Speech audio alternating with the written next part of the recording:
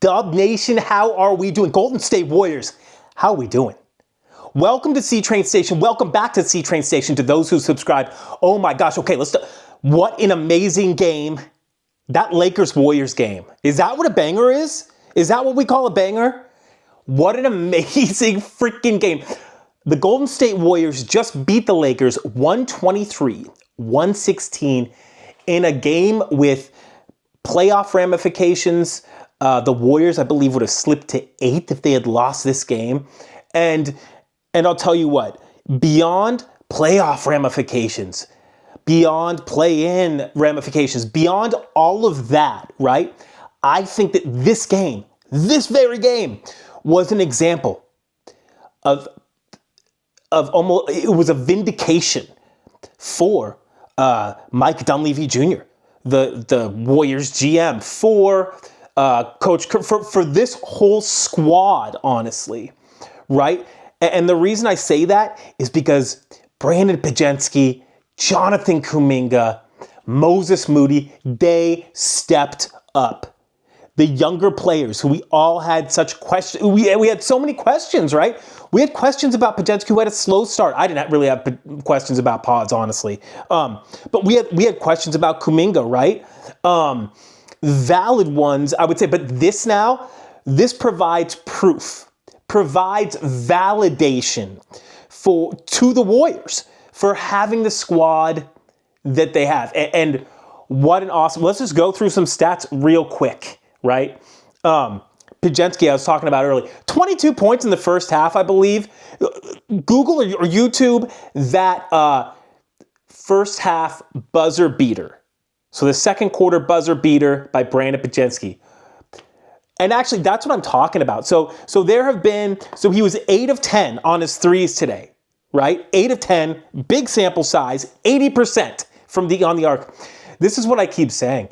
When I see Warriors footage and Warriors content of Podziemski making full court shot after full court shot, knowing that Podziemski has picked up basketball as full-time a little bit later in his life, right? Stephen Curry was shooting at like 3 years old, 2 years old, probably, honestly. I think Stephen Curry was shooting in the womb, right? Before whatever the earth was made of the universe, Stephen Curry was probably making buckets. But Brandin Podziemski picked up basketball, I believe, full-time a little bit later in life. He grew up like baseball was his number one for a while. So just, where am I getting with this? Like, he's accurate. He has good form. The Warriors fans should be very confident with Podziemski taking shots from beyond the arc. He's only going to get better as he just gets better at the game of basketball. But the things but all of his full court shots, the man can shoot at a target, at a goal, and score from very far away and very close. I'm glad that it is paying off for Brandin Podziemski. Props to him for just sticking with it, for having that confidence, right? I think he had his pull-up three, just money.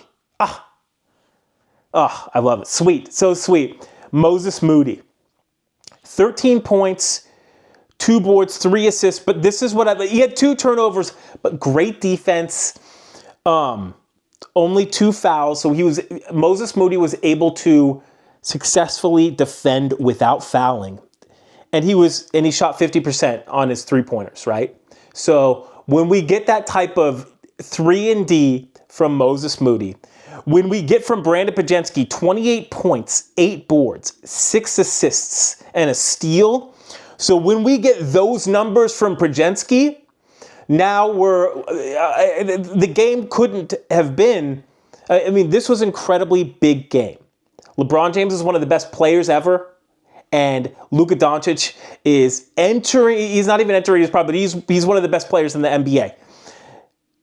That's the team that Podziemski just put those stats up. And look, we also got to talk, of course, about Jonathan Kuminga. Just amazing. I keep looking over here. I got the trusty computer over here because I'm trying to read some stats off for y'all. But Jonathan Kuminga, 18 points, 9 boards, 4 assists, a block, that timely block as well. 0 turnovers. No turnovers for Kuminga, 9 boards and 4 assists. If Jonathan Kuminga could average 18 points, 18, 9, and 4, pay him that qualifies him for darn near whatever. That's like, if he can just maintain the defense that he played today, honestly, tonight, he played so well. Kuminga played so well, and he didn't settle for a lot of outside shots. He had a great lefty finish and one in the first half, and he got buckets near the basket, which is just great high percentage shots for JK. We know that he's not settling as well when he's doing that. And we didn't even think that we didn't know if Jonathan Kuminga was even going to play tonight, right? We didn't even know if he was going to play. He ends up being a diaper dandy, a stat sheet stuffer, baby. I just love it. I think that there were comments for the last few games that Kuminga played that it's like, well, he seems to be investing on the boards. He seems to be like rebounding at a higher rate. Wow. 9 boards? Excuse me. Like Draymond got 11 on the squad. That's it. So so Kuminga was second on the Warriors with 9 rebounds. He's got it. So he's going to score because 18 points, well and good, but he's going to rebound and also he's going to play defense. This is when you bottle this game up, when you look at this game, this is where you start to believe in the Warriors' ability to win a championship this season, right? And I'll tell you sort of why and how that happens. It's like because Draymond Green and Jimmy Butler's ability to play defense, get stops. Also, the whole squad's ability to buy in, right? The whole squad is playing incredibly good man-to-man defense, team defense without fouling. And the free throws were 31 for the Warriors, 23 for the Lakers. Look at that. On a Doncic and LeBron led squad, the Warriors held that squad, the Lakers, to only 23 free throws attempted. That's a testament. They're defending without fouling. That creates those good looks on offense as well. Those transition buckets, all that good stuff. I just can't say enough about the squad. I thought that Guy Santos was the good news is he was a +9. He had a few bad fouls, but that's okay. He's playing really good defense. He's playing good defense. It would be great defense if he could cut down on the fouls just a little bit. But that's all good. Look, when you get Guy Santos, when you look at his plus minus and it's +9, whatever you see in his play, whatever I see, you have to take some of the fact that he just is a little inexperienced, right? He only got a few years in the league. You have to just take that in stride. So you take some of those errors, some of the erratic looking plays, because Guy provides that energy, and we love it. And I'll sort of like give an analogy. I actually was more of like a volleyball player in high school.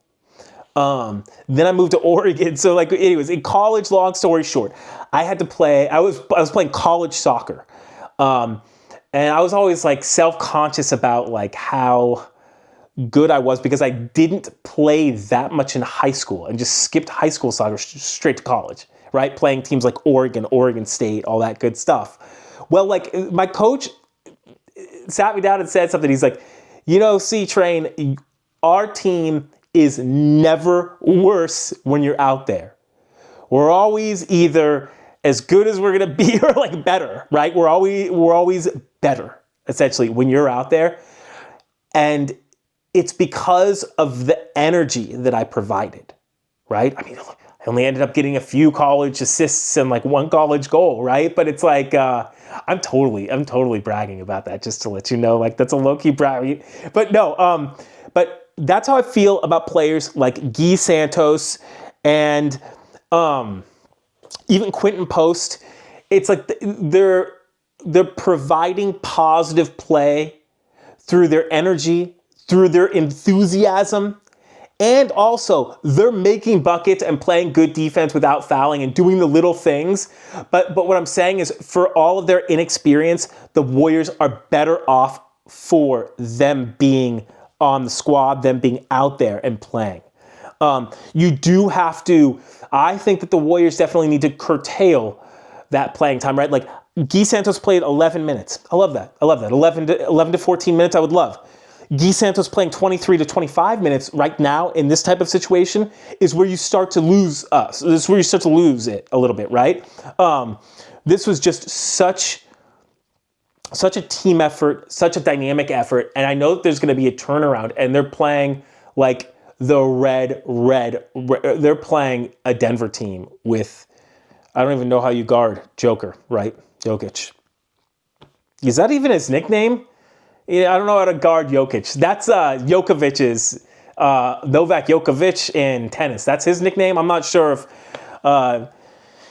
Jokic is, if that's his nickname. But when we're talking about stats, though, when we're talking about who shined this game, who was just, there's one man, one claim, Stephen Curry, 37 points, 3 boards, 6 assists.